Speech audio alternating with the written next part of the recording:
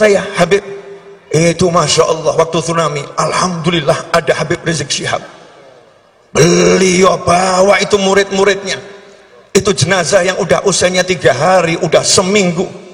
Di bawah kapal itu ada jenazah, kapal bawahnya ada jenazah. Kami tidak berani masuk, takut kalau kapalnya itu bergerak kemudian kejatuhan. Tapi Habib Rizik merangkak di bawah kapal, mengambil jenazah itu, menjalankan tugasnya bagi seorang muslim. Bukan beliau yang cerita saya, tapi masyarakat Aceh yang bercerita, dan bangsa ini berhutang kepada beliau atas perjuangannya yang luar biasa. Oh, ini Aceh. Latar belakang daripada pendirian Front Pembela Islam yang didirikan pada tanggal 17 Agustus tahun 1998. Ini latar belakangnya sebagaimana sudah sama kita maklumi, yaitu berkenaan dengan kemunkaran yang sudah merajalela yang terjadi di negeri yang kita cintai ini, dan kezaliman yang sudah kelewat batas, ya kawan.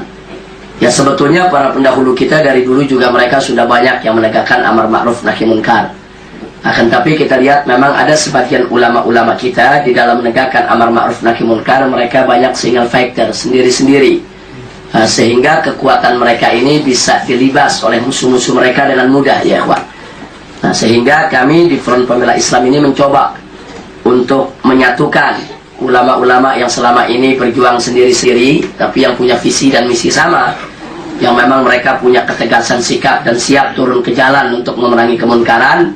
Akhirnya kita cetuskan wadah yang kita sebut dengan Front Pembela Islam. Ini hanya sebuah wadah, ya kawan, tidak lebih dari itu.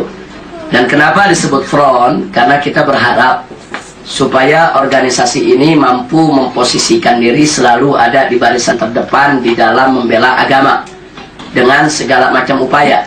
Jangan hanya bisa bicara, tapi giliran berjuang ada di baris terbelakang, ya kawan. Nah, ini yang kita ingin tekankan. Jadi kenapa disebut front? Tujuannya ke sana. Kalau dalam bahasa Arabnya disebut al-jabha. Al-jabha itu secara bahasa artinya jidat ini, ya kawan, atau artinya bagian muka. Jadi bagian muka sesuatu itu disebut jabhatun. Nah, jadi disebut jabha karena dia ada di bagian terdepan. Nah, kalau dalam bahasa Indonesianya lebih banyak diambil dari bahasa Inggris, yaitu disebut front. Lalu kenapa disebut pembela? Nah, kita kembali kepada firman Allah dalam Al-Quranul Karim, faqala ta'ala, ya ayyuhalladzina amanu kunu ansarullah. Wahai orang-orang yang beriman, jadilah kamu sekalian sebagai penolong-penolong Allah, pembela Allah. Dan sepakat para ahli tafsir bahwa innallaha ghaniyun 'anil 'alamin. Sesungguhnya Allah ini tidak butuh dengan apa saja yang ada di alam semesta, termasuk Allah tidak butuh kepada pertolongan dan pembelaan kita. Nah, karena itu para ahli tafsir mengatakan yang dimaksud jadi pembela Allah adalah pembela agamanya.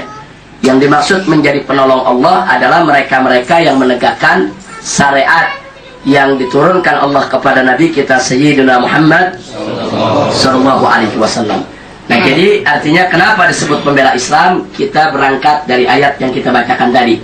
Lalu kenapa harus ada kata Islamnya? Ya jelas, ini sebagai satu identitas perjuangan, di mana bahwa FPI ini harus di dalam setiap langkah perjuangannya terikat dengan ajaran Islam, ya kawan. Jadi sekali lagi, Front Pembela Islam ini hanya merupakan nama yang menjadi identitas perjuangan, yang masuk maghrib, isya selesai. Tapi begitu mereka pulang keluar dari masjid, di jalanan mereka lihat orang main koprok, orang main judi, togel. Kemudian dia lihat lagi ada tetangga-tetangganya yang nonton VCD porno. Nah, kemudian dan seterusnya. Bahkan ada anak-anak muda yang dengan sengaja minum seenaknya di jalan. Memang dia tinggal di daerah wilayah yang cukup kumuh, ya kawan. Nah, sekarang bagaimana? Sekarang kita mau membangun akhlak, kita mau memperbaiki akhlak anak-anak mereka, tapi lingkungannya penuh dengan maksiat. Sedangkan belajar sama kita satu hari satu. Di situ bukan hanya tempat pelacuran, tapi juga tempat penampungan gadis-gadis desa yang ditipu, yang dibujuk katanya mau kerja di Jakarta, disekap, dijual, dipaksa jadi pelacur, ya kawan. Nah, jadi begitu kita perang ke sana, itu tempat kita ratakan, dan preman-premannya juga akhirnya bubar melarikan diri. Dan saat ini lahan yang kita rebut itu tanah kita berikan kepada masyarakat setempat untuk pertanian ya ikhwan. Jadi nggak boleh dibangun lagi. Nah yang menariknya waktu pulang, ya, entah sengaja entah tidak sengaja, itu brigade kepolisian itu ada 5 truk, ada sekian mobil, sekian motor. Itu mereka ada yang buang tembakan. Jadi pulang pas masuk tol. Nah mungkin ada laskar yang di atas truk kaget dengan suara tembakan, jatuh. Begitu jatuh berdarah pingsan. Nah laskar yang lain begitu lihat ada laskar jatuh, mereka pikir ditembak polisi. Akhirnya itu laskar 25 truk turun semua bentrok sama polisi ya ikhwan. Akhirnya polisi yang lempar senjata, yang lari ke hutan, yang lari ke sawah. Akhirnya hancur mobil polisi semua termasuk pos polisi. Nah saat itu yang kalang kabut ya ustadz-ustadz ini. Nah, karena kan ustadz-ustadz ini kan mesti jaga, sebab ini bukan musuh kita. Nah akhirnya ada ustadz yang kena kepukul juga. Nah, akhirnya terpaksa Ustadz Sidik ini pakai toya 2 pukul itu semua laskar yang ada. Nah karena laskar sudah emosi, kadang-kadang emosi nggak terkontrol ya kawan. Itu kalau tidak dihalangi begitu, saya yakin polisi bakal banyak yang mati ya kawan. Sampai Kapolresnya sudah jatuh, itu mau dicelurit sama salah seorang laskar, kemudian akhirnya dihalangi oleh salah seorang komandan, akhirnya tangan komandan kita sendiri yang kena ya kawan. Nah jadi artinya di sini saya cuma mau ingatkan, sampai kita sendiri tidak kalang kabut menghadapi laskar-laskar yang model seperti itu. Nah ini karena kesalahan pertama. Nah, tapi sekarang kita mulai lakukan pembinaan. Alhamdulillah kondisi mereka jauh lebih baik. Nah tapi seman-seman saya ingetin, jangan kaget lah kalau ketemu ada aktivis laskar nih, kok laskar kelihatannya kayak ngoboy banget ini. Nah tapi yang jelas mereka tetap nggak boleh maksiat.